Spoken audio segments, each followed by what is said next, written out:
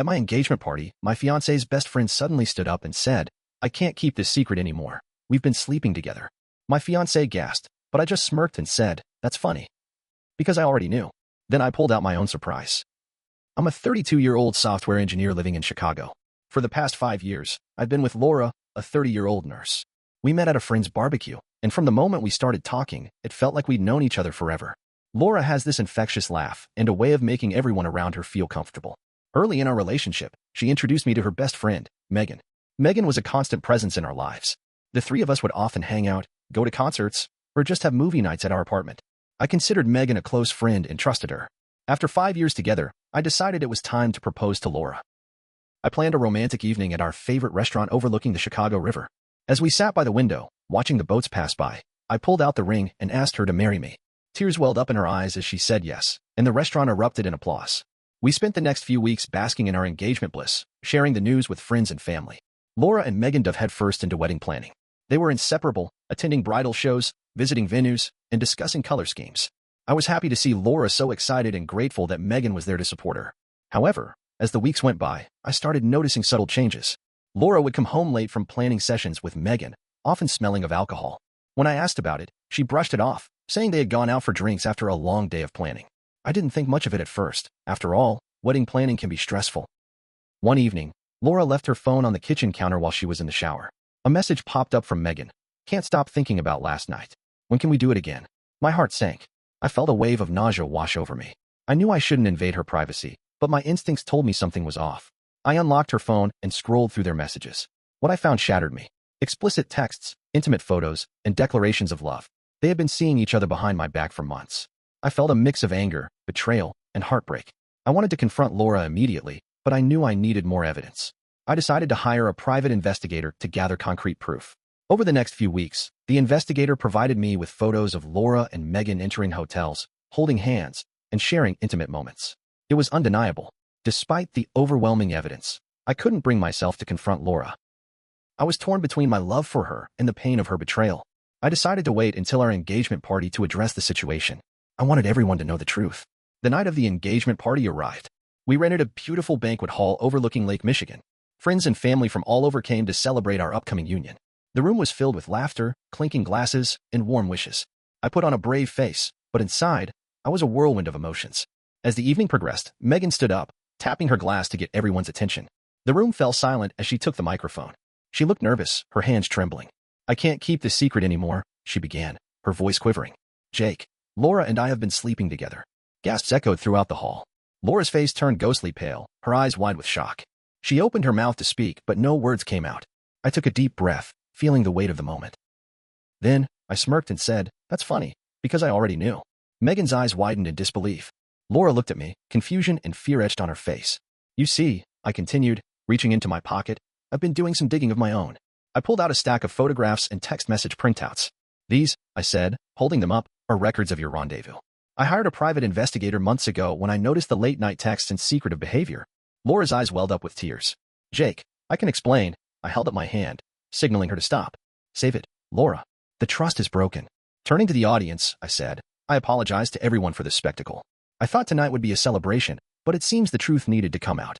With that, I placed the microphone down and walked out of the hall, leaving behind a stunned crowd and a shattered engagement. In the days that followed, I moved out of our shared apartment and cut all ties with Laura and Megan. The betrayal was too deep to mend. I focused on healing, leaning on friends and family for support. Looking back, there were signs I chose to ignore. Love can sometimes blind us to the truth. My advice to anyone reading this: trust your instincts and never ignore red flags. It's better to confront uncomfortable truths than to live in blissful ignorance. After the engagement party disaster, things didn't quiet down like I hoped. I thought walking away would be the end of it. I thought I could start healing. But what came next threw me into a whole different storm. A week after the party, I got a call from my mom. She told me Laura had shown up at her house crying, begging for a chance to talk to me. I told my mom not to let her in again. I wasn't ready. I didn't owe her anything. But Laura didn't stop there. She started texting me nonstop. Long paragraphs. Apologies. Excuses. Confessions. Some messages were saying she was confused. Others said she loved Megan. Then she'd flip and say it meant nothing and that she just didn't want to lose me. I ignored them all, until one message hit different. It said, "You don't understand, Jake. It wasn't just an affair. Megan planned this. Please talk to me." I'll admit, I was curious. Planned it? What did that even mean? I didn't respond, but that message stayed in my head for days. Then, one night, I got a message from Megan. Her tone was different. Cold. Sharp. She said I humiliated her, that I ruined Laura's life, and that I didn't know the full story. She told me I was never good enough for Laura, and she did what she had to do to save her. It was weird. Not just mean, but calculated. She mentioned things I never told her. Personal things. Fears, insecurities. Stuff I only told Laura in private. I started wondering how long Megan had been listening in. How long had she been in the background, twisting things? I decided to dig a little. I still had access to some of our shared accounts. I found an old Google Drive Laura, and I used to store wedding stuff. There were files in there I hadn't seen before. Notes, letters, journal entries. Some were from Laura. Some were from Megan. It was like reading someone's obsession unfold. Megan had been in love with Laura for years. I mean years. Since college. She had entries about how she had to protect Laura from another bad guy. She believed every man Laura dated was some kind of threat, including me. There were messages where she talked about slowly planting doubts in Laura's head. About us. About my loyalty. About my character. Things like, he's probably cheating. Look at the way he talks to other women. Or, you deserve someone who sees your soul, not just your body. Over time, it looked like Laura had started to believe it. I started remembering things differently after that. All those late-night talks Laura had with Megan that I wasn't part of. The way Megan always inserted herself into our arguments, giving Laura advice. How she was always around. Always too close. This wasn't just cheating. It felt like manipulation. Brainwashing. I finally responded to Laura. I told her I read everything. I asked her if she knew how deep it went. If she ever thought maybe she wasn't fully in control. Her reply? One word. No, she asked to meet. She said she wanted to explain everything. That she was scared. That Megan had started showing up at her work. That she had keys to her place. That she was saying things that made her uncomfortable now. I told her to go to the police if she felt unsafe. She said she couldn't. That she didn't have proof. That same night, I got a call at 3 a.m. It was Laura. Whispering. Panicking. She said Megan was outside her building. That she was knocking and wouldn't leave. I told her to call the police. She said she did. Then the line went dead. I didn't sleep. I stayed up refreshing news feeds and checking my phone every 2 seconds. Eventually, she texted that the police came, but Megan was gone before they arrived. Laura said she didn't file a report because she was scared of what Megan might do next. I didn't know what to do. Part of me still hated her. Another part felt like I was watching someone fall apart in slow motion. The next day, I got an envelope on my doorstep. No return address. Inside was a photo of me and Laura from our engagement shoot torn in half. The side with me? Scribbled over in red pen. Across the bottom, someone had written, "You ruined everything. Now watch it all burn."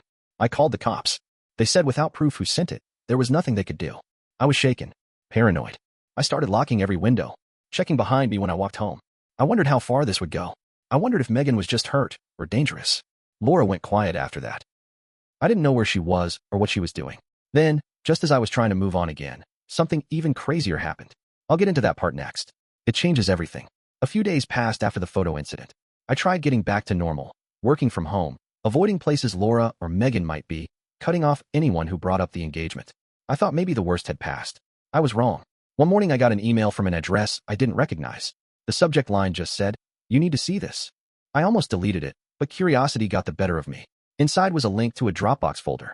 I scanned it for viruses, looked clean. I opened it. Inside were dozens of videos. The first one was grainy, looked like it came from a hidden camera. It showed Megan in what looked like a therapist's office. She was talking to someone off camera. At first I couldn't hear clearly, but when I turned the volume up, I froze. She was talking about Laura. About me. About how she'd always wanted to replace the men in Laura's life. About how she inserted herself into our relationship. She said things like, "If I just get him out of the way, she'll finally see it's always been me." It sounded like a confession. A creepy, obsessive confession.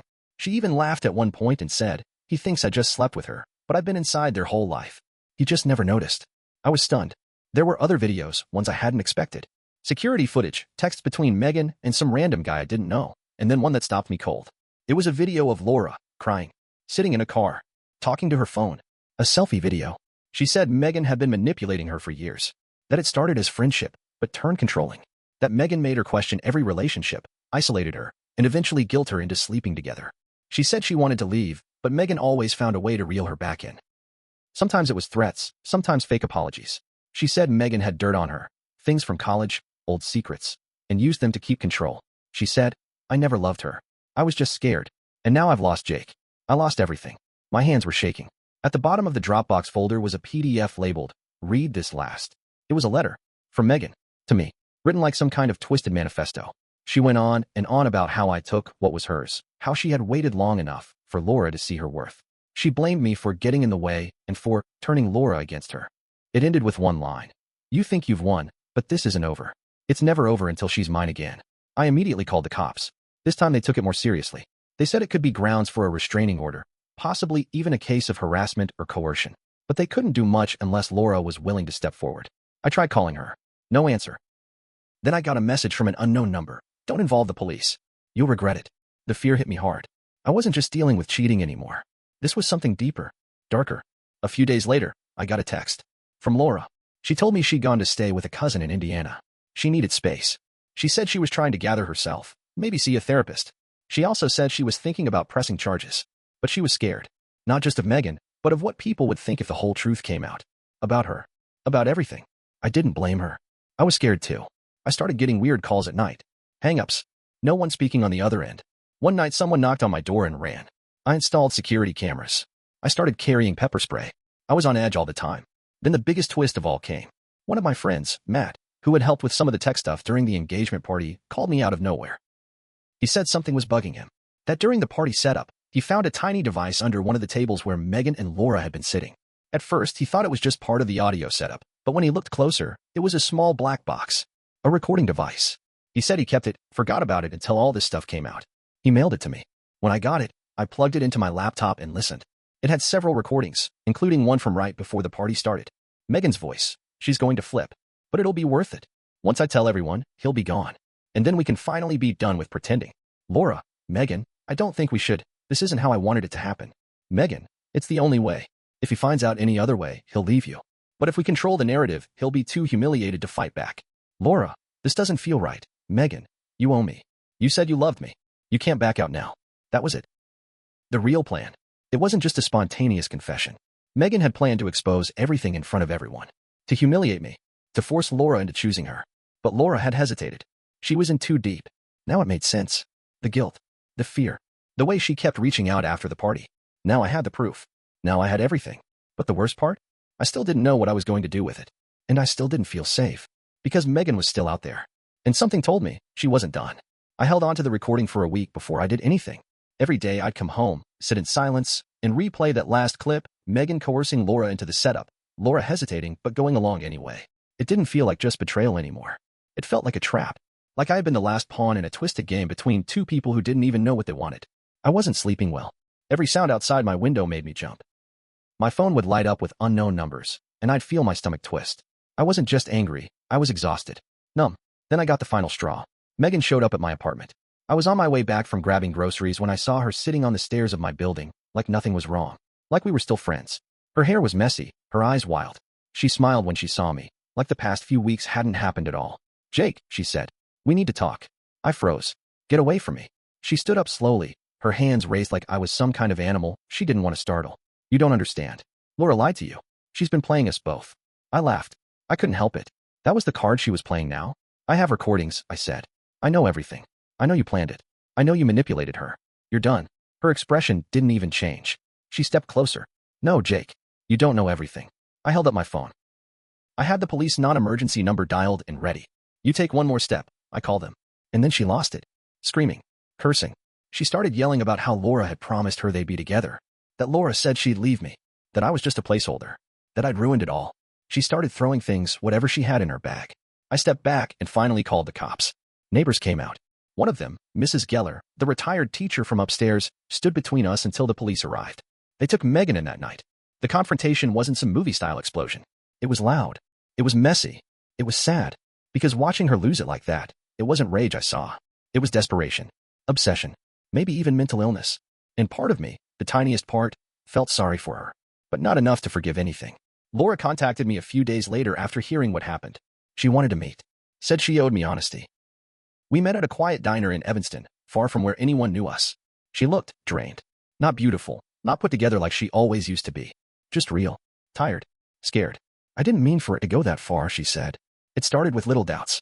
Megan always knew how to say the right thing to make me question you. And I was weak. I was flattered. It felt like someone understood me without having to explain everything. I didn't speak. I just stared at her. She manipulated me, but I still made the choices. I slept with her. I lied to you. I hurt you. That's on me. There was no tearful apology. No dramatic begging.